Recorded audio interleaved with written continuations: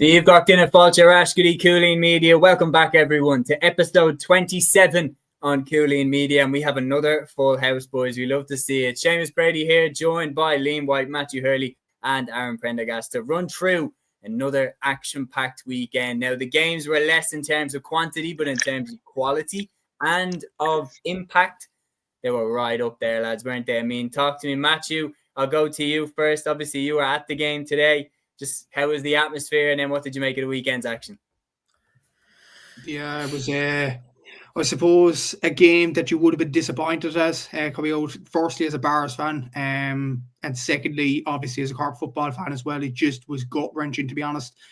That ended the game. Obviously, we will get into it, the nitty-gritty and stuff like that. Look, personally, I think it wasn't a great end to the game. It was unfair in many ways to the Barras to lose it in that fashion. Look, well done to Dingle. It was a fantastic win for them. Dylan Gainey was exceptional in the second half in particular. But yeah, it's just a tough one to take. It really is. The games yesterday, obviously, Martin, what a story there. And it was the weekend of last-minute winners. Ben Stafford, probably a brilliant winner last night. Today it was Conor Gainey with the late two-pointer. Probably Conor Gainey one has more controversy surrounded around it, but yeah, there was those two games, and obviously the Boden win as well, which was very, very comfortable over a tie as well. And obviously there were stories in intermediate and junior as well throughout the weekend, so looking forward to getting into it. Yeah, we certainly have a lot to go through, don't we, Liam?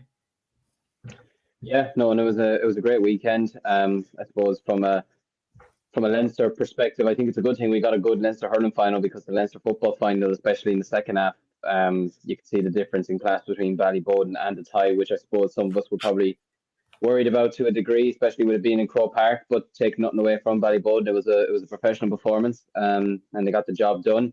As for St. Martin's, yeah, listen, it's a fantastic story for them to win the Leinster Championship. Shows how competitive the Leinster Club Championship has been the last couple of years. You had O'Loughlin Gales winning it in 23, Lafina winning it last year, Martin's winning it yesterday, Ballyhill winning it in 22. So it's been a right competitive championship over the last couple of years. And yeah, congratulations to Martins and all the rest of the teams in it. And yeah, looking forward to getting into it. Absolutely. So yeah, Liam's right, Aaron. I mean, we're going to get to the games game by game, but I mean, in terms of the Leinster Football Final, it wasn't competitive at all. So thank God that the Leinster Hurling Final was.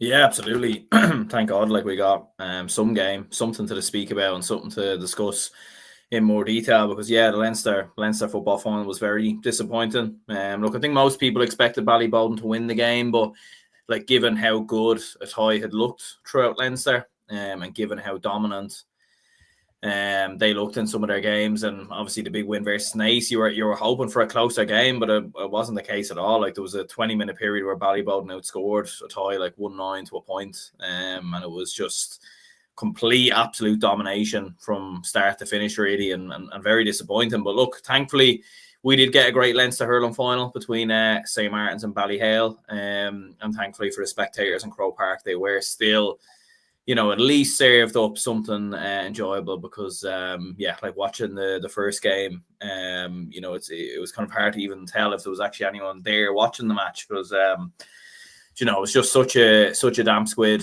and quite disappointing for Leinster club football. But yeah, thankfully the hurling game lived up to a bit of expectation. No, the hurling one certainly did, but we are going to start off, as Peter has indicated here. And guys, we have plenty of comments flooding in. We love to see it. Shane B, Pori Glennon, Peter Griffin, Jack Nulty, all getting involved, leading the way in the discussion. If you are new to the channel, get involved in the live chat. We would love to hear your opinions from the weekend. Peter saying, hey lads, wow, another drama-filled weekend of action. Biggest talking point has to be the late thriller in Thurles. Lots of mixed opinions. Dick Turpin strikes again was one. Woolley, as in Colin Parkinson, was arguing the ball was handed over as per the rules, so why the 50-metre advancement? Conor Gainey and Ben Stafford, the headlines of the weekend, they enter the Harry Ruddle-esque Hall of Fame and Wall of Legends. I mean, lads, that is probably the headline of the weekend. I've seen plenty written about it. Let's jump straight to the Munster Senior Football Championship Final. Dingle, 1 goal and 18 points. St. Finbarr's 20 points. Matthew, take this one away. You were there in Semple Stadium. What was your recapping on this game? It was a sensational win for Dingle. Really, really good kick by Conor Gainey at the very end. Dylan Gainey was absolutely exceptional in the second half. As I mentioned previously, but when the Bars were ahead by that much coming down the home stretch, you would have thought the Bars had this wrapped up. And Jimmy Barry Murphy did say to Tommy Rooney from off the ball, to be fair to him, he did say that the Bars did have a few opportunities to win at the end. They didn't take them, unfortunately. But look, it will be a difficult one to take for the Bars. I think Peter mentioned in the comments as well, there the Stephen Sherlock at 16 points today, 12 in the first half, which I think is some sort of record, to be honest, and still ended up at the losing side, which is absolutely sensational in its own right there. Look, it's all the indicators you need there. Stephen Sherlock needs to start for Cork next year. You can't bench him. You cannot leave him off the panel. He said he wants to join the team with John Cleary next year. He has to be starting for Cork next year, full stop. I don't care what anyone says, he has to start. You looked at him today, absolutely sensational, especially the first half, absolutely outstanding. But the main talking point is the free that was given at the end. Ian Maguire, in some instances, that's given as a foul. The referee gives it as an overcarried ball. And Dylan Quinn, the Bars substitute, picked the ball up. He tried to give the ball back to the Dingle player. The Dingle player actually shoved him over, but the ref then advanced this 50 metres, which is very, very unfair. The thing is, I heard from Tommy Rooney and other people on social media that apparently Dylan shouldn't have picked up the ball in the first place. Like at the same time, though, should the Dingle player have shoved Dylan Quinn over either? That's what I'm kind of asking over this as well. It's kind of like two wrongs don't make a right sort of situation. Okay, if Dylan did pick up the ball and it was unfair or it is against the rules, then okay, that's the 50-metre advancement. But once the Dingle player starts shoving the Bars player, you're thinking, okay, that's cancelled now. You have to take the free from there. A lot of people are saying hot ball. I wouldn't have gone hot ball, in my opinion. It's still a Dingle free.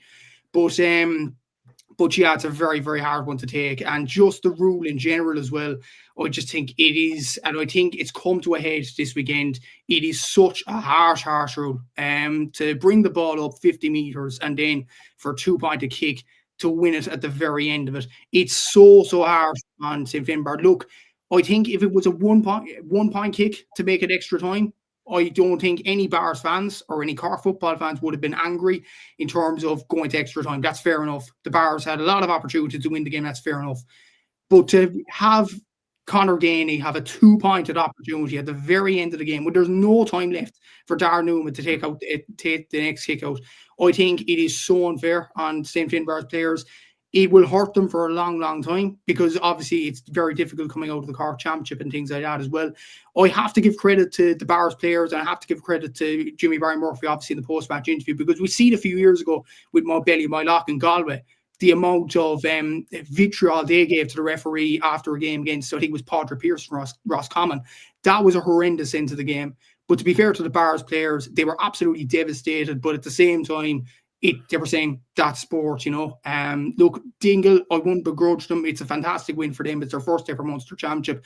It's a hard one to take for the Bars, but you have to say as well, lads, there is quality in Cork football, and I don't care what anybody says. You look at the quality out there today. I thought Darren Newman showed everybody in the country that why John Cleary has called him into the panel for next year in the National Football League. He's a very good goalkeeper. He's very comfortable under the high ball. He's very good at kickouts as well, and he showed his expertise today. Brian Hayes, very good. Ian Maguire, very good around the middle. And to be honest, you wouldn't have even noticed Mark O'Connor was there from a Dingle point of view. Like, I think Ian Maguire and Brian Hayes absolutely played sensational today. And you have to talk about the creme de la creme. Sherlock, what a performance from him. You talk about David Clifford being a difference maker for Kerry in terms of the new rules. I think Sherlock will be a difference maker for Cork in Division 2 next year. He is a sensational footballer. If he gets in there from outside the arc, he is going to be dangerous for any opposition in Division 2. And that's what makes us so dangerous, I would think, in Division 2. That's if we play our cards right. So, look, it's a positive for Cork football that we have so many options and things like that we have had in the off-season. It wasn't the case this time last year, I'll put it that way. It's disappointing for the Bars. It is a very, very tough defeat to take. But I'll put it this way, I do think Dingle, even without Mark O'Connor, I think they'll go on a good run in the All-Ireland. I think they're, in my eyes, I think they're favourites in the All-Ireland semi against Ballyboden. Many people might disagree with me on that. But when you have Dylan Gainey, when you have Paul Gainey, when you have Mikey Gainey coming off the bench, you have Conor Gainey there, you have Thomas Sullivan, you have some very, very good players. So I think Dingle will go into the All-Ireland semi-final with a lot of confidence. Maybe won it on controversial circumstances today, but again, it's their first Munster title. I wouldn't begrudge them.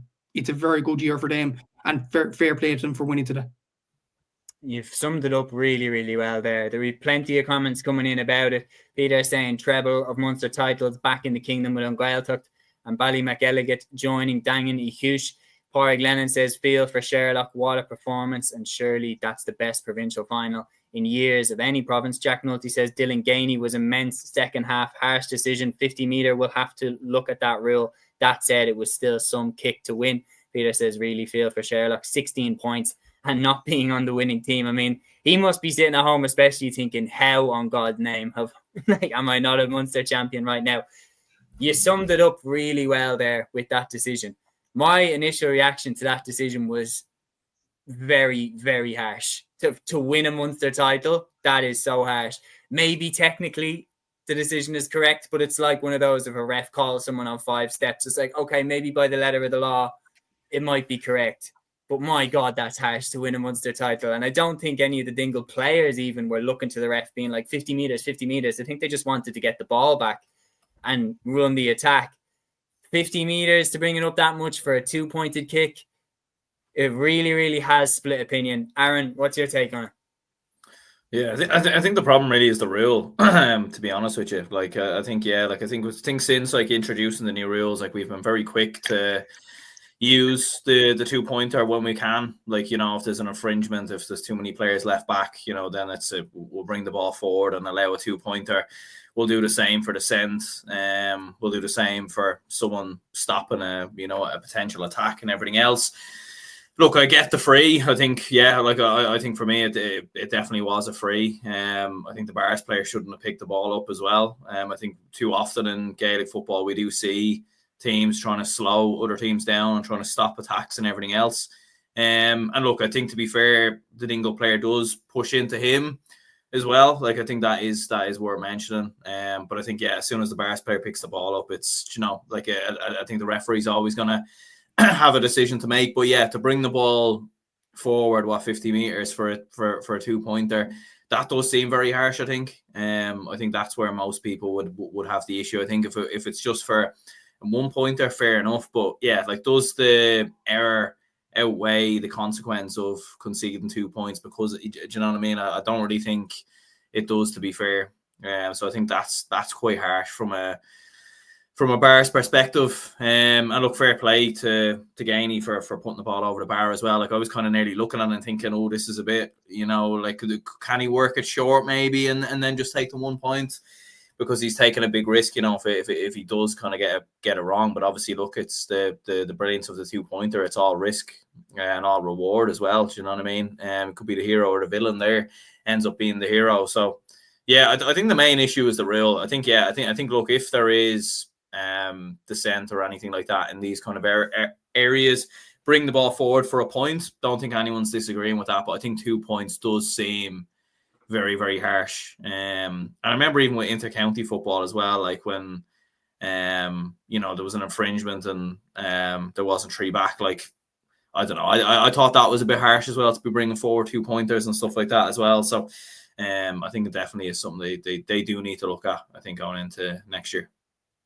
Yeah, I feel like a decision like this is usually what brings it to a head. And unfortunately, there's always a team that suffers as a result of then that rule needing to be changed. And on this occasion, it is the Bars. Shane saying the free being brought up was harsh on the Bars, but nobody will convince me that Dingle shouldn't have had a penalty for the leg block. I'm guessing you're talking about Gainey's shot for goal. And that we'll come back to that. Because I don't think he actually blocked it with his leg. I think he blocked it with something that no man on this earth would want to block a Paul Gainey shot with. If you look at the absolute state he was in after, that looked very, very, very painful. So we'll come back to that in a minute. Liam, going to you next to get your opinion on this. The game itself, the decision at the end. Interestingly as well, there was, I think, 10 minutes before, and Matthew, you could probably weigh in on this after Liam is finished. It was really, really interesting because there was one patch where Tom O'Sullivan belted over a 2-pointer the ref brought it back for the free, and they took the free quickly, and I don't know who it was that belted it over for another 2 points, scored again, and the ref said, no, you've taken that too quick, and brought it back for the third time, and they had to go again, and they didn't get a 2-pointer in the end out of that. So there were some kind of crazy decisions, and I feel like surely that plays on a ref's psyche. If he feels like he's given a lot of decisions against the team, surely we're all human. Surely maybe there's a tiny bit of thinking, well, God, I better give them one back here. A referee is probably going to think like that in a lot of games, which doesn't help to a degree, you know, or there could be a word said to him at halftime or something like that by an opposition player or an opposition manager. But in terms of the game itself, I mean, we've been saying it all year, and even speaking to other people I'm good friends with from Cork as well who are into GEA, they've been saying how Stephen Sherlock was not in the Cork panel this year, or how he's not been in there, like, you know, because I'd seen some of the score lines, some of the tallies they've been putting up even in their league campaign earlier this year. He's putting up 15 points a game, 16 points a game, 17 points a game. So I'm actually not surprised that he put up the tally that he did today, to be honest with you. He's just a really, really talented footballer, and it's like towards the end of the game, I was thinking, without respect, even if the Bards don't win this, you cannot give it to anyone else but him. I don't care. Like, you don't score that much in a football game and not get player of the match, to be honest with you. So, no, in fairness to Sherlock, absolutely sensational. I thought Brian Hayes had an excellent game as well, to be fair to him. And I think it's unfortunate for Cork football that he's one of the finest corner forwards in the country in hurling, because I think himself and Maguire, I think, are a really solid midfield partnership, to be fair. But Hayes is just that. I think he's that bit better as a hurler that he's obviously going to stick it out with them. And you know, I mean, he was up for player hurler of the year this year, which says everything about him. He's an excellent dual player. The kick at the end was unbelievable, but I will say I'm not a fan of the rule bringing it forward 50 meters. I haven't been a rule of it since the start of the year, to be honest. Just since the first game I saw this year with the two rules, I don't know what it is. I just feel bringing the ball forward that much is, I don't know.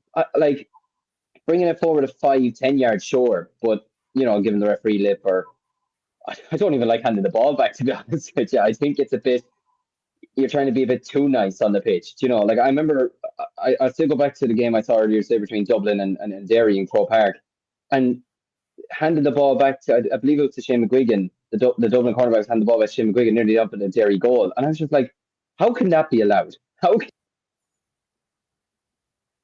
forward and he gets the advantage like that? But regardless, look, it was a brilliant kick at the end. You know, certainly not one I would have fancied kicking over the bar, to be honest with you. So fair play to Gainey for that. It was an unbelievable kick. But yeah, the Bars will feel very, very hurt by this. But it shows that Cork football is in a good place, in my opinion. You know, I thought they actually didn't have too bad of a championship campaign last year, to be fair. I thought they had they could have easily beaten Kerry in the Munster Championship. I thought they played well for a good majority of the game in the second game against Kerry. They bet Roscommon very well, put it up to Dublin and Croke Park. I think there's a positive future for Cork football. And for Matthew, I wanted to ask, would you start Newman goal next year, or would you stick with Micheál Martin, or who would you go with? Very interesting question, Liam. The McGrath Cup's coming up soon. I'd probably try out Newman for a few of those games we play against Limerick and Tipperary, so maybe try out a few there. Not only Micheál Martin, but also Patrick Dodd from Nottingham is a decent enough goalkeeper as well. So we have three options there. We have some great options across the field, to be fair. I'd probably start Newman in the McGrath Cup, see how he is, see how he gets on. And if he's fitting into John Cleary's system, I'd start him in the league, yeah. I think his kickouts, his shot-stopping ability, his distribution, I think his calmness under pressure as well. And the way he's proved it for the Bars, I think he has to start for Cork next year. I think Sherlock has to start. I think Maguire. Then again, we have so many options around midfield, even without Brian Hayes. Like Conor O'Callaghan's there, you have Sean Walsh, you have Conor Callahan. So we need to utilise them as best as we can. David Buckley is putting his hat in the ring in terms of a forward for Cork. He's going to be in the panel next year. You also have Chris Oak, you have Mark Cronin, you have Conor Corbett's fully fit next year, you have Conor Manny. Owen McSweeney. Like, you do have some very, very good players among that car team. Yes, if you have left the panel, like Neil Arden gone off travelling and things like that. But look, it is going to be a strong panel next year, and I do believe we can achieve promotion. A lot of people might think Derry, Tyrone, possibly Louth after winning the Leinster Championship, at Kildare or Meath, but I think we're well up there. I think we can challenge for promotion with the players that we do have. I think it's just about John Cleary kind of getting the right piece of the jigsaw and fitting them all together. And this Bars run has proven the way that the Bars play football, especially in the Aero Guinness game and especially in this game today. They were kicking the ball, I don't know how many times. Like, they weren't just hand passing it across and keeping the ball for a long time. They were kicking it forwards, they were kicking it sideways. Like, they were actually playing football, what Kerry are so good at. So I think we need to implement that style into Cork football as well. We do have the footballers. And to answer your question on Newman, I think he's definitely worth to go in the Cork team. I know he might be new to the panel, but I think he's definitely worth to go in the league to start in the first 2 games. Yeah. Very interesting. We have a good comment in here, lads, from Shane. He says, I know how the Bars will feel, and today was harsher and in a Munster final, but my own club lost to Ballymacalligan in the Kerry Junior final due to a breach of the 3-up, which sent the game to penalties. Now that would sting. That one would absolutely sting. Which loss, lads, one by one, just off the top of the head, which loss as a fan has hurt you the most for some bullshit reason? Aaron, is there any that jump to mind? Probably Dublin Cork in hurling 2013 semi-final, the sending off. Yeah, Ryan Probably O'Dwyer's the one that look, we might not have won the game anyway, but that's the one that instantly kind of comes to mind. With football, yeah, there isn't really anything that immediately jumps out in terms of like a Dublin football loss. For me, it's like Donegal 2014. That's the one that hurts. What decision? Maybe it's gone out of my brain. Not really necessarily a decision, but the goal chances. Oh, you just mean just in terms of the game? I thought you meant in terms of like a refereeing decision kind of impacting. Well, I mean, we could do that. We can do that. I can't really think of anyone involved in Dublin now necessarily. Yeah. We usually get the rub of the green with the referees. Yeah, we do. Don't we? Yeah, so that's probably why. A load of people are just going crazy now. Dubs. But I'm trying to think in hurling. Surely in hurling we've had even there this year, like with the Leach-in penalty, and was it the penalty against Wexford, the ghost goal. He scored. Yeah, that counted, didn't it? So, yeah. I don't know. We'll come back to that one. Lads, is there anything that stands out for you? For me, ironically, it's another Cork and Kerry tussle, the 2015 Munster Final, the one where James O'Donoghue dived in Killarney. Oh, yeah. Because it set off a domino effect, because if Cork would have won that game, we actually would have played Fermanagh in the All-Ireland quarter-final, and Dublin would have played Kerry. So, and we would have got into the All-Ireland semi-final, and then Cork football wouldn't have been in a downward spiral after that. So it was down to that one moment. And I still haven't forgiven James O'Donoghue. Loud Mead 2010. Aaron, Shane here is actually giving us a very good one. Sean, he's free in 2022, probably was a bit soft. Yeah, maybe actually, to be fair. I mean, in fairness, like what was he, 50 meters out? Like it's, I don't know. Like it's one of them where it was. I feel like that was more just unlucky, to be honest. But I do remember that game, and I don't think anyone. I do think Kerry were the better side that day, to be fair. Yeah, Kerry were the better side that day. And also we had we did probably get away with the black card a little bit as well, with Evan coming for rolling around on the ground for like half the time. That's true. I think on top of that, my one, and this isn't necessarily a refereeing decision, but just you lost because of something that really stung and annoyed you. I remember being a kid and being like really annoyed about Ross McConnell getting sent off against Cork in 2010. I remember him giving away the penalty that Donegal O'Connor scored. And then I remember straight after, like 5 minutes later, he got a second yellow for some stupid shit.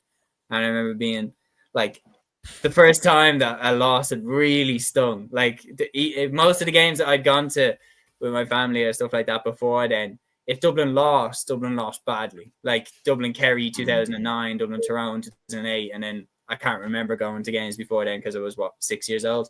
But like if we lost in Croker, we usually lost badly. The Cork 2010 game was the first All-Ireland semi-final massive game where we nearly won. And like the first one that we could have won and lost. But yeah, Ross was a class player, but I remember just being like, why did he get the second yellow? Liam, is there any that jumps to your head? Oh, I could be here all day. I mean, sure, don't the Offaly fans just sit on the pitch if you don't get the right decision? And it worked, so we're not complaining. 2022, the All-Ireland minor final, the free at the end, which was just absolute horseshit. Sorry to say, but it was ridiculous, and we still haven't forgotten that one. I know we got revenge in 24 with the under-20 final, but that was ridiculous. The All-Ireland Club Hurling Final in 2013, John Sexton from Cork, ironically. Sorry, Matthew. If he stepped foot in KK again, he might never get out. Sent off 2 of our players, and we lost by 2 points in the All-Ireland Club Final, and it still very much stings to this day. But I suppose one that hurts, but not from like a refereeing decision or anything like that. You truly haven't hit rock bottom until you've lost a Christy Ring Cup semi-final against Down on penalties during COVID. That's when life really hits you, you know. But yeah, look, it's yeah, there's been a few of them, but I hope not. Look, it is. Lovely get away with push on the backs to stop 5 in a row. So Liam, you're all right. There with the referee. There was no push there. What are you on about? There was no push. That was going up the ball cleanly. John Doherty here saying, nice to see a win for Wexford. For Wexford Club Hurling yesterday. It would be great for the game of hurling if Wexford were to make the big breakthrough and win the Liam McCarthy Cup. I would absolutely love to see Wexford make another breakthrough like they did in 2019, lit up that championship. I remember because I live quite close to Croke Park, and I remember that day where they were playing against Tipperary because I was going to that game. I used to spend my summers down in Wexford, so I always had a soft spot for Wexford, down around Curracloe. And one thing that I noticed was like the Wexford fans came so early to that game. Like they were literally, it was like 2 hours away from throw-in, and it was already floods of them on the street. Like they were absolutely travelled in force for that game against Tip, and like they should have won it. That's the thing that hurts. Like the game was there for them, especially after Lee Chin's goal. Hopefully they can make a comeback under Keith Rossiter and have another run in it. But yeah, lads, Dingle are in fact the Munster champions for 2025. An incredible game, and it could have gone either way. And I agree with you, Matthew. Fair play to Stephen Sherlock, the way that he handled that interview at the end, because by God, that must have been a difficult interview to do. And the way that the Finbars lads conducted themselves after the game was very admirable, because it would have been understandable if they were frustrated as hell at the end of that game, because it was harsh. Maybe it was correct, but it was harsh. And not all referees would give that decision the way that they did with that much on the line. But the final thing I want to touch on here, and it's just, if you want a perfect example, lads, of how much winning the club championship matters to the players. So if you want to see a perfect example of how much it means to players to win the club championship, look no further than poor Kieran Doolan. He stopped a Paul Gainey rocket for the Finbars back of the net. Yeah, took one for the team. We'll put it that way. God bless him. That certainly looked like a hurt. Yeah, absolutely. Yeah, like I think anyone who's ever experienced that before will know that. Yeah, that definitely takes the wind out of your sails. And to be fair, at that like pace as well. Do you know what I mean? Not too sure if I've ever had it that bad now. But yeah, I think it would be very harsh if they gave that as an intentional foot block. Do you know what I mean? That wasn't a foot block. You did not block that with his foot. Yeah. Well, no, like I think if you're given that, I think it would have been. And Jesus, he might have just got up and left because what's the point? I just did that. And like, He wasn't getting up. When I first saw it, I thought it was a foot block, and then you see it afterwards, and you're kind of shivering after. You're like, no, never mind. that looks, and especially at this time of the year with the ball as well. Like, whatever about it being in summer, but at this time of the year on a wet surface, like that's not nice. So yeah, poor guy. Especially like when the camera panned to him at the end, he looked like he was in the ringer. So I was, felt for him, and the fact that they didn't even win is probably the worst part. Denbro's here saying, does the referee get any credit for applying the rules at the end when others might have bottled it? Yeah, I mean, you do have to give credit. Is a good point. Technically, the rule is correct. My point on it has been, I think anybody who's talking about it here, the point on it has been that it's harsh. It's like calling someone up for 5 steps or something like that at a crucial stage of the game. It's like, yeah, technically it's correct, but by God, it's harsh. And with so much on the line, I've seen instances where it hasn't been given. So I can understand why Finbars would be frustrated. But you do have to give him credit. He did get the ruling probably technically correct, but brave to make that decision for sure. But yeah, Dingle are the Munster champions, and their opponents, lads, we're going to pair this game in because of who they're playing next. And that is the Leinster and Dublin champions, Ballyboden St. Enda's. Ballyboden St. Enda's, 2 goals and 18 points. A tie, 1 goal and 14 points at Croke Park. This game was not particularly close. Ballyboden had the rule of the roost in this one. They just completely took over, especially in the third quarter.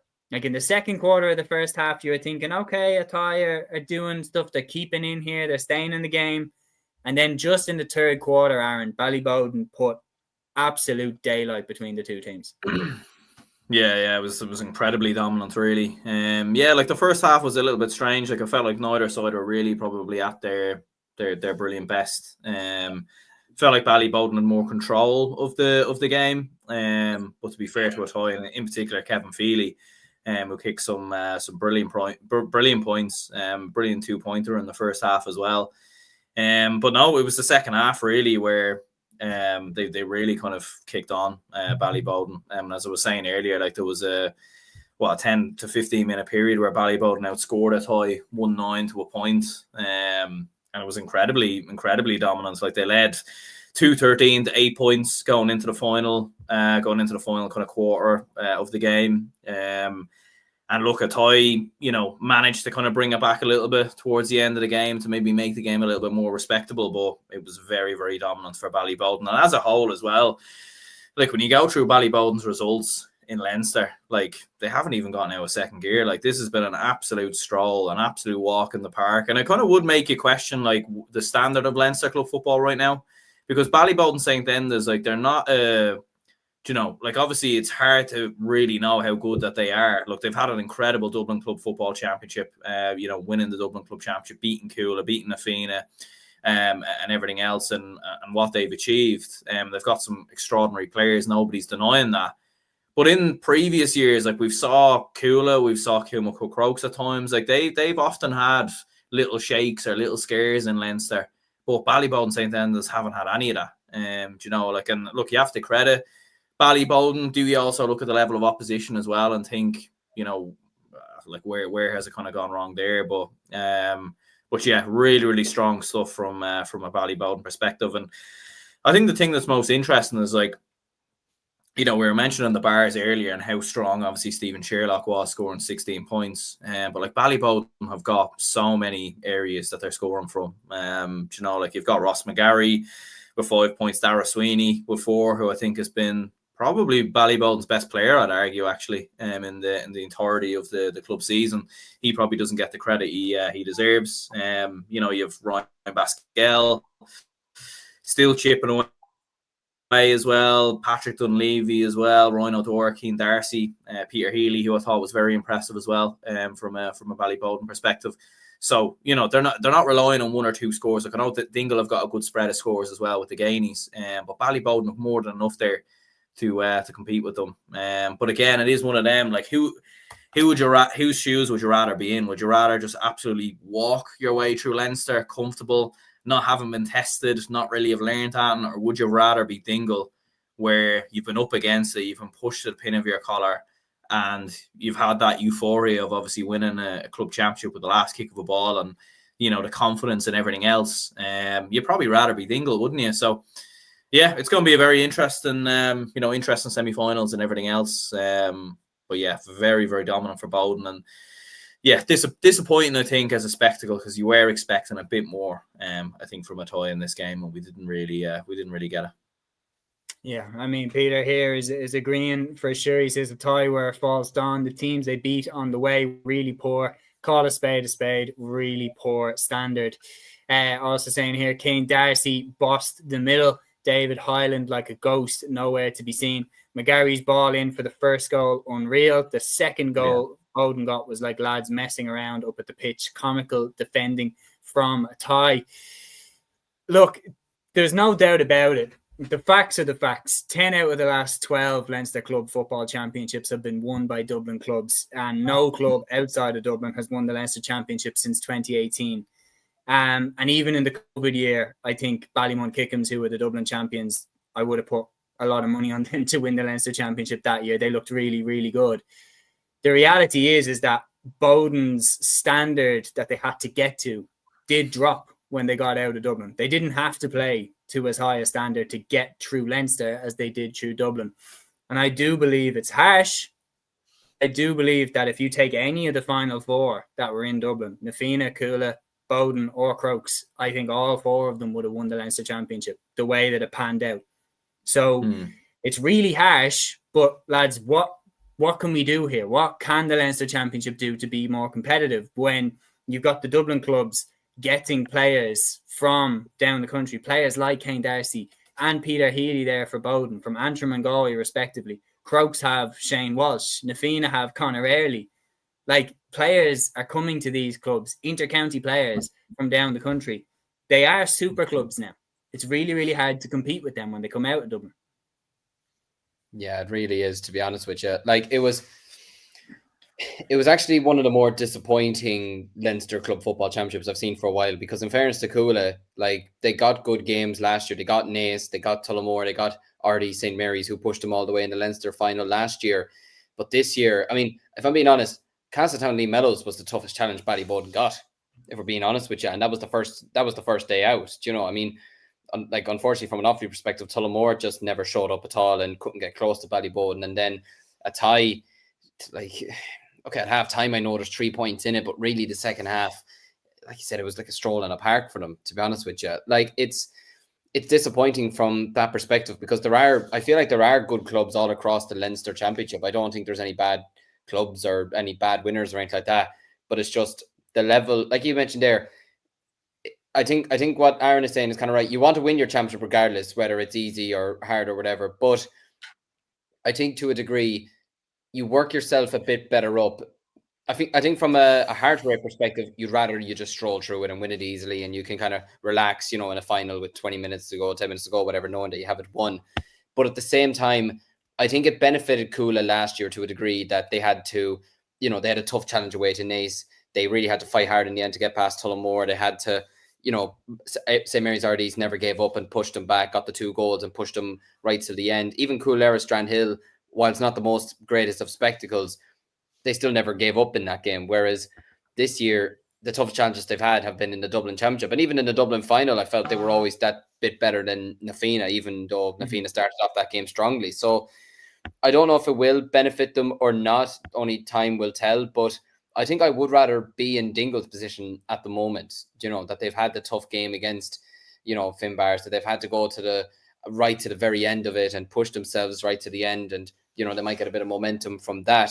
To the same degree, I think it could benefit Martins in the hurling over Ballygunner, who had an easy Munster final in comparison to Martins, who had to go right down to the wire. But I don't know. And I don't know what we're kind of going to do to narrow the gap, because I feel like there are still, if Naas came out of Kildare next year, I still feel like they could be a team that could potentially win the championship. I still think there's other teams as well that could potentially win championships and catch a Dublin side on a bad day potentially. But given, like you mentioned there, the players that are coming into Dublin clubs, and given how difficult it is even to get out of the Dublin Championship, it'd be very hard to see who will stop a Dublin club even next year at this rate, to be honest with you. And like, especially with, you've players that are naturally going to leave their clubs. They're going to go travel. They're going to go, like, just being from an off-field perspective, even someone like Cúilín Burke's now gone to Australia to the AFL. Other players are going to decide to leave as well. So it's going to get more difficult over the next couple of years. But look, for Ballyboden, it's not their issue. They've won the championship and they're going to be delighted tonight. And it was still a great performance from them. It's still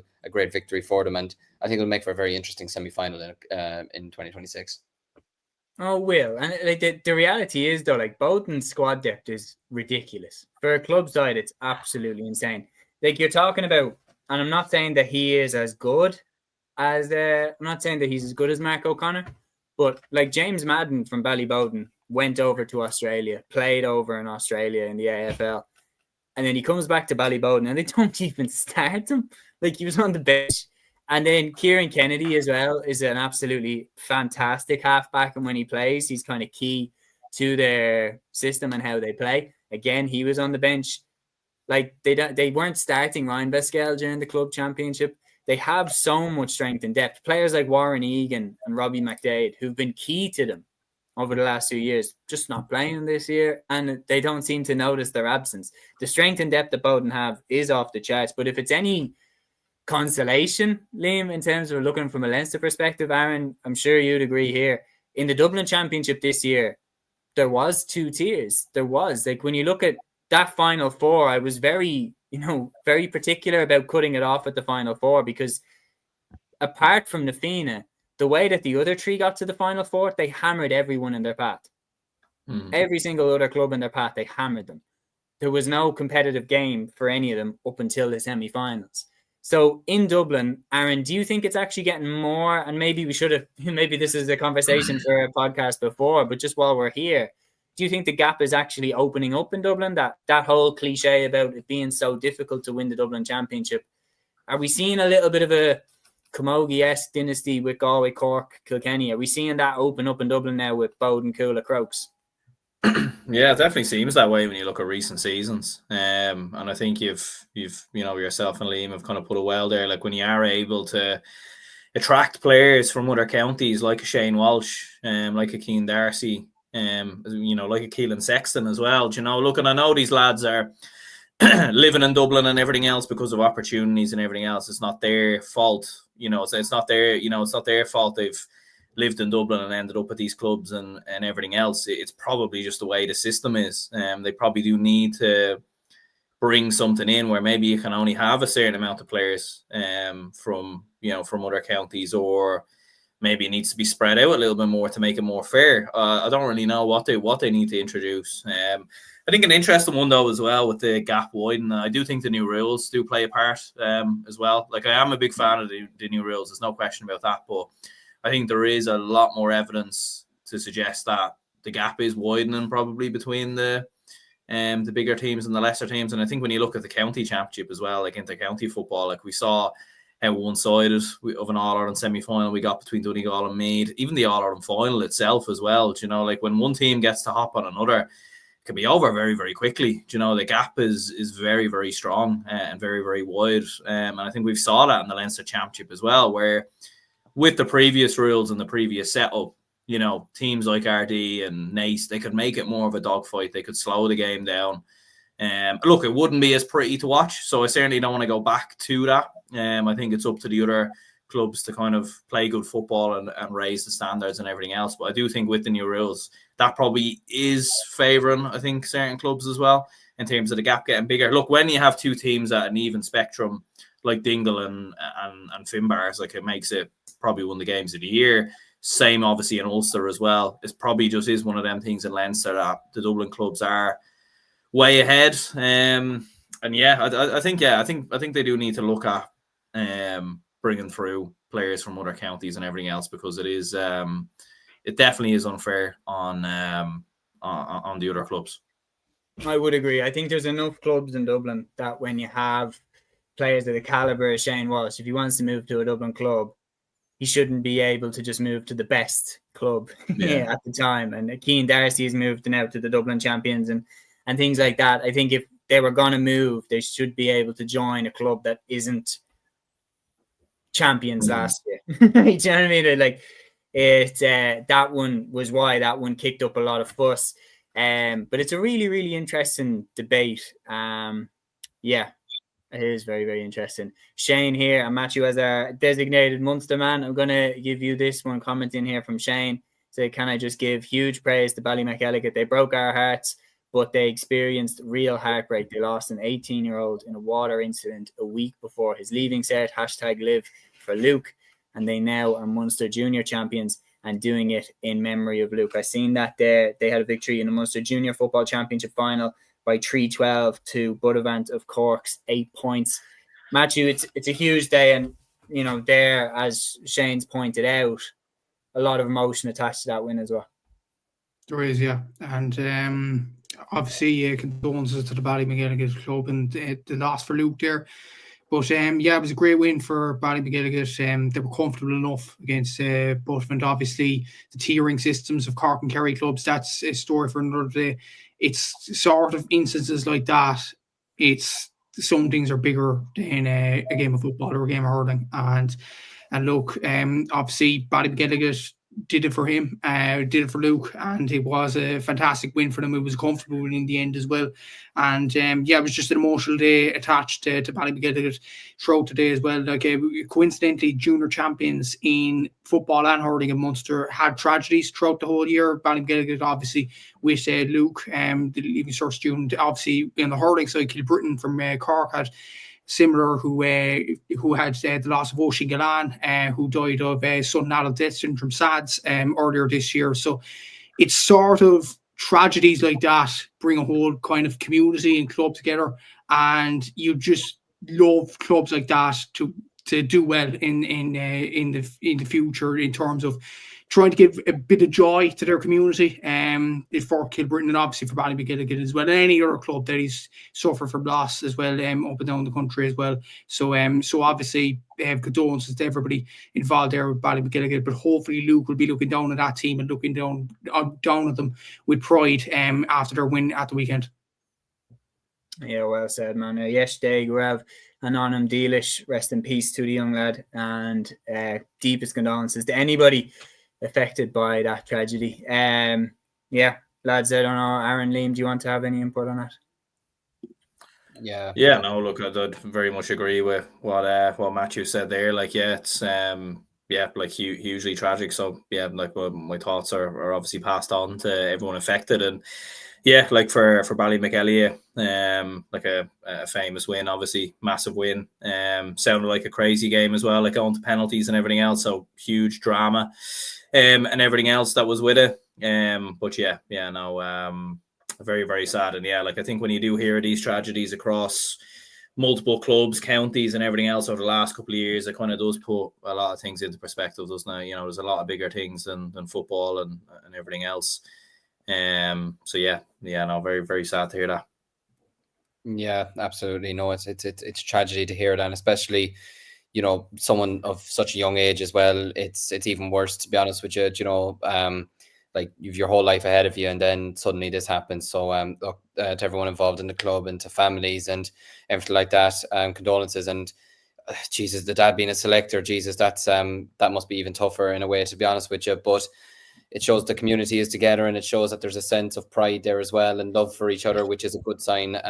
But yeah, condolences to the entire family, and it's great to see them doing well this year anyways. And you know, if they can go on and win an All-Ireland now, Jesus, wouldn't that just be brilliant for the community and for everybody involved? And he'd be looking down smiling for them. Absolutely. Well said, lads. While we're on this, while we're on the Ballyboden game, fresh off the back of the Ballyboden game, and we also previously had talked about the Dingle Finbars game, they are going to meet each other in the semi-final. We'll have a quick preview.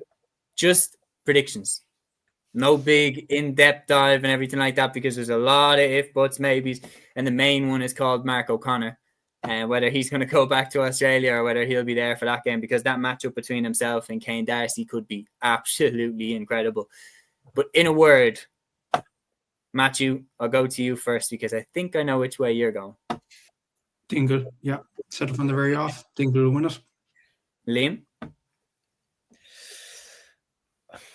I'm going to edge it to Dingle. Okay, I'm going Bowden. Aaron? Yeah, I'm going Ballyboden as well. You can definitely tell who the Dubs are in this podcast. Well, that is what we're going for, and we will obviously have our reasons for that and everything on the next. Well, Peter's come in, lads. So I mean, tough. Peter says goes. The scales has been tipped. Peter is the person who comments the most on the channel, so I mean, he has a vote as far as I'm concerned. But yeah, 3-2 Bowden, but we'll have a full debate about that on the weekend preview show for that semi-final, and keep in the loop for that for sure. Now, after that Ballyboden, a tie game where Bowden won their first Leinster title since 2019, and obviously a massive congratulations to Ballyboden for achieving that. We had a much better, much more competitive. Oh yeah. Nah, fuck that, Cormac. We can. Nah, I'm only messing. Oh, it's over now. Staying here, leveling it up. Dingle by 3, so we have it at 3-3. So anybody wants to get involved in that and tip the scales in one way or another, you know what to do. Drop in Dingle or Bowden and by how much. But we are going to move on now to the Leinster Senior Hurling Championship Final. The clash of St. Martin's and Ballyhale Shamrocks. What a win this was. St. Martin's 24 points, Ballyhale Shamrocks 2 goals and 17 points at Croke Park. St. Martin's win their first ever Leinster Senior Hurling Championship. Matthew, what an incredible victory. Yeah, it was an unreal. In fairness to St. Martin's, nobody really expected this beating a team like Ballyhale Shamrocks. I know Martin's beaten Afina, and they beat Naas probably comprehensively in the semi-final, but looking at Ballyhale's kind of historic relevance in the Leinster Championship, nobody would have expected this. And what a performance by Martin's. And even at half-time when Ballyhale were a bit ahead, or a small bit behind, then obviously Niall Shortall gets the goal in the second half. You're thinking, oh, Ballyhale are going to come back into this game. Okay, it's the normal service resumed. But up until that point, I thought Martins were the better team. Even when it was going down the home stretch, it was level. I thought Martins were the much better team throughout the day. Like, even in the Munster Final today, you could say Dingle at some stage were a better team. The Bars were a better team at some stage, than it was a harsh way to end it. Even when the last minute point came from Ben Stafford at the very end, I could not begrudge St. Martin's at all with the win, because I said it even before the final whistle went, even when it was level going down the home stretch, Martin's are the better team. Now, Jack O'Connor was absolutely sensational, 6 points from play. Rory O'Connor, absolutely brilliant, 11 points as well. And Darren Codd from centre forward worked his socks off, I thought, throughout the whole game. And what a performance by Martin. What a boost it is to Wexford Hurling. And I give the Wexford County Board a lot of praise over this, because we've said it over the past 2 seasons that the Wexford Hurling Championship needed to end in about October, November time, not August. And Wexford Hurling have done that over the last few years. And coincidentally, the last 2 years, St. Martin's have entered this competition and they've won it in October, and they've tested teams all the way. Like, Martin's have, it's an impressive record, in fact, in the past 2 years from a Martin's point of view as well, because the only team they've lost to across league, championship, everything in the last 2 years is Nafina in Parnell Park. And that was only by a score or 2. So they deserve a lot of credit over this. Maybe it isn't as much of a shock as people think. It is a very good win for them. And they have the likes of Jack O'Connor. Jake Furman is another player who really, really excelled yesterday, I thought, as well. And yeah, what a performance from every single one of the Martins players. And the interviews at the end, I thought that the point from Stafford was just stuff that would go in the history books as well. The interview that Jack O'Connor gave to Shane Dawson from RT was absolutely sensational as well. Like, the quotes on that, he was saying that to win this in Croke Park, whoa, it was absolutely brilliant. And obviously him saying, go on Stafford, that's probably quote of the year. Like, that's absolutely brilliant stuff. And look, absolutely brilliant from Martin's point of view. Absolutely deserve it. From a Ballyhale standpoint, I think they looked a bit flat in the first half. Then in the second half, they started to wake up a small bit. They started to smell the bacon and things like that. But it just, Martins were relentless. They kept going, and they deserved their win absolutely in the entire game. If Adrian Mullen was there, could he have made a difference? Maybe. But at the same time, the way Martins were playing, I thought there was just that onus about them that they were not going to lose on Saturday evening. They were going to win the game. And it was just a sensational performance from everybody in the Martins team. And I tell you this for nothing, they'll put it up to Ballygunner. Wherever the game is, wherever it is, Netwatch, Cullen Park, Nolan Park, wherever it is, they'll put it up to Ballygunner without a doubt in the All-Ireland semi-final. And I'll be looking forward to seeing what they can do in the All-Ireland semi. It's going to be very... And lads, if they beat Ballygunner to get to the All-Ireland final, like in 3 of their last 4 games, and they'll have beaten Nafina, Ballyhale, and Ballygunner. Like, that's an outrageous list of teams to have ticked off. We've lots of comments coming in here about this game. Ryan here saying, great boost for Wexford Hurling. 2 Leinster club titles over the weekend with wins for St. Martin's and Davidstown. Peter saying, agree with Rushy's analysis after Martin's had the legs on Ballyhale. Ballyhale, though, they've 9 All-Irelands, 13 Leinster titles, some record. They set the tone from the off in hurling and physical terms. The half-back line, the engine room, Matthew, you mentioned it there. Some of the performances in the half-back line was unbelievable. Had their homework to a T. Lovely photo as well of the O'Connors after with Georgie O'Connor, the legend of 1996. I mean, George O'Connor is a legend. Loughrea, Slotneil scheduled for Parnell Park. Very, very interesting. And Peter, interesting, saying TJ's legs are gone. Is that a little bit harsh, Aaron? I think it is. Like, he scored 1 point from play. Wasn't really involved in the game too much. Still scored 6 points in total, to be fair. But yeah, like I think he was. Look, he was a little bit off, but look, no one's begrudging TJ. Like, after everything he's given to Kilkenny and Ballyhale, you know, like, I think at this, like, what is he, 38 now, is he? Yeah, like, I mean, at some point the legs are going to go. And to be fair, it shouldn't be down to him. It should be down to other players and everything else to step up, you know. And I think from a St. Martin's point of view, like, yeah, their running game, their physicality, I'd agree with a lot of the comments earlier as well. Like, the speed at which they move the ball at times was absolutely brilliant. And although you were looking at players like Jack O'Connor and Rory O'Connor and everything else, I agree with Matthew as well. I think Darren Codd was outstanding. 2 points. The energy that he brought to the game as well was brilliant. And yeah, look, it's disappointment from a Ballyhale perspective, but look, they've been around the block for a long, long time, so you can't really begrudge them. I think my voice is fucking going here as well.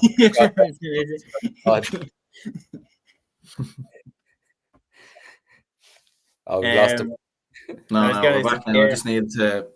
You just need to get it all out.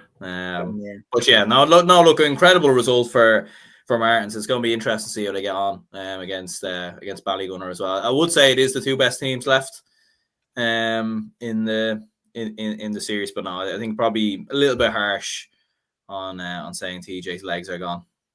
Yeah, I wouldn't say his legs are completely gone, but I just think it wasn't his best day. Jack Nulty says, great win for Martins. It certainly was, Jack. It was, like, you look at it this way, incredible achievement for St. Martin's to win their first Leinster title and to do it the hard way as well. Beat Nafina, the All-Ireland champions, and beat Ballyhale Shamrocks in the Leinster final. You know, at the death there, the shot by Ben Stafford. It's incredible stuff. You see the scenes at the end, the photo of the O'Connors with George O'Connor, everything like that. Just magical night for St. Martin's. There's no question about it, lads. They did it the hard way. They're into the All-Ireland semi-final now against Ballygunner. Whichever one of you wants to take this one, because I can't remember who's the last person I haven't gone to in a while. But I'll go Liam. I'll go to you for this one. How do you fancy them going up against Ballygunner now? I suppose, first of all, I promised a friend of mine from school that I'd give her boyfriend a shout out, which is Diarmuid O'Leary, who was wingback for St. Martin's. So, Kate, I hope you, I hope he's a happy man tonight. Like I mentioned there, the half back line, he was sensational in this game, in fairness to him. So, congratulations to you, Diarmuid. Listen, I'm delighted for St. Martin's on a personal level, to be honest with you. And it's not against Ballyhale. I have huge respect for Ballyhale. Seeing the way they performed, obviously, against us a couple of weeks ago, the hearts that they showed, and you know, look, they're not the same Ballyhale team as old. We will probably admit that. They're not the team that won the All-Irelands at the Leinster Title between 18 and 23. But they're a great credit to Kilkenny Hurling, the way they've showed up every single year. Even this year, coming back and winning it after not winning it the last 2 years was great resilience from them. And Henry coming back in, and he's done a super job with them, to be fair.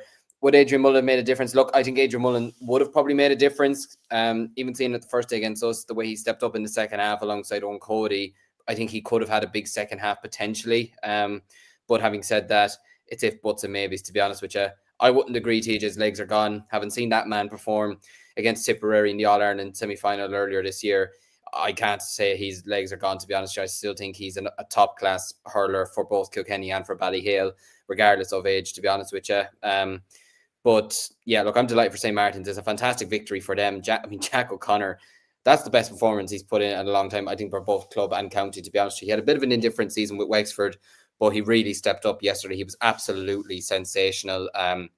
Like you mentioned there, Mike Coleman at corner forward, Darren Codd, Jack O'Connor, Rory O'Connor, just all of them, when they had to step up and when they had to fight to the very end, they absolutely did it. And I mean, we got to give credit to Marty for the commentary, even though he said it came off the post, which it didn't. I think he just got caught up in the excitement at the end, to be honest with you. But fair play to Ben. Like, that's a long range shot to be taken, especially when you've bodies absolutely chasing after you to hook you or block you and stop you from getting it off. But no, it's a brilliant win for St. Martin's. And even the way they dispatched Naas as well, because it's one thing, say, going and beating Nafina, you'd obviously be up for that because they knocked them out last year and they're the All-Ireland champions. But to then go and dispatch Naas the way they did was really, really impressive, beating them by 11 points at home.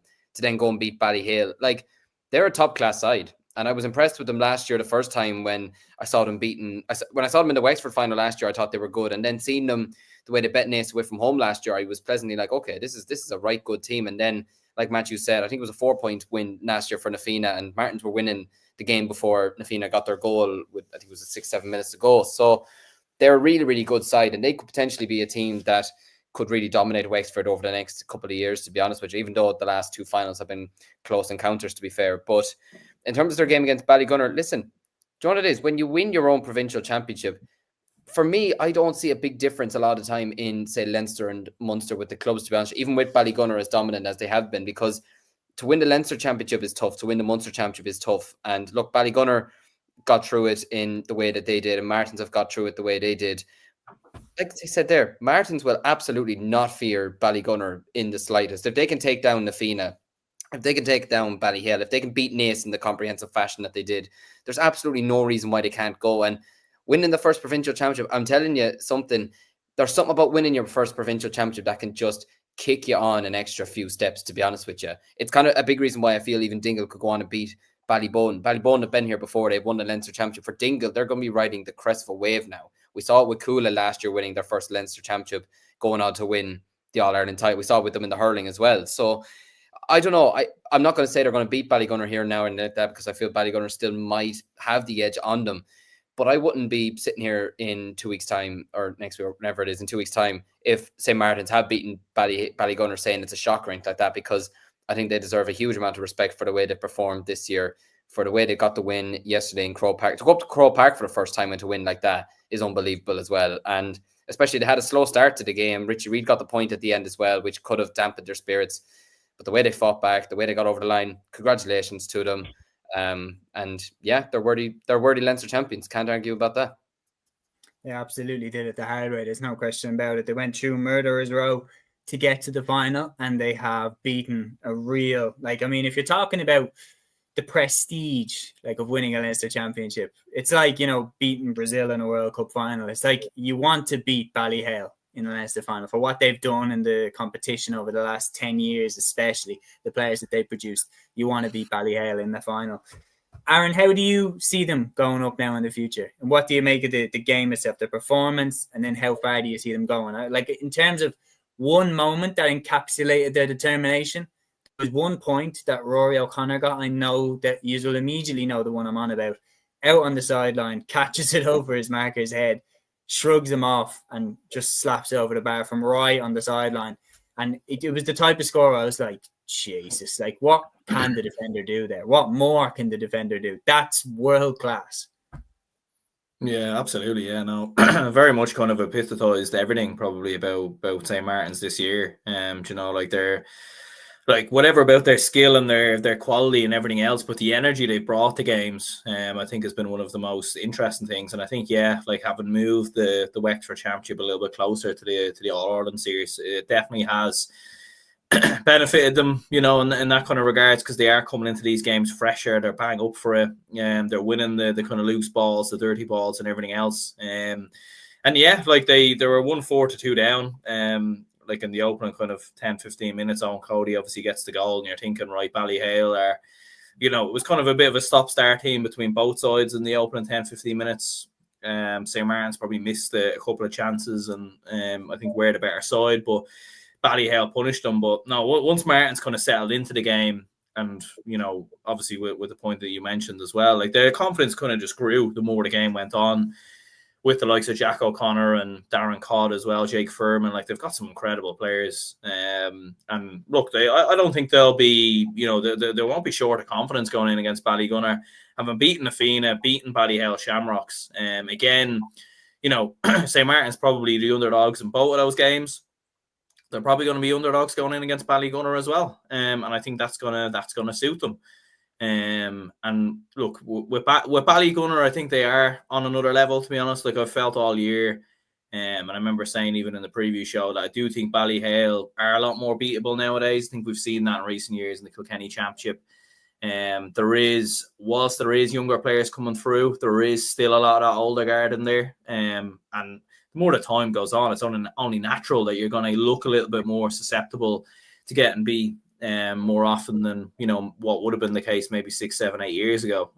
So yeah, I think it's going to be a really interesting semi-final. I would still at this moment in time shade it towards Ballygunner. I think they have another level to go up on, in my opinion. But look, St. Martin certainly won't be fearing them. And if they can bring that work rate and energy that they've brought to the other games, I think they have a serious chance.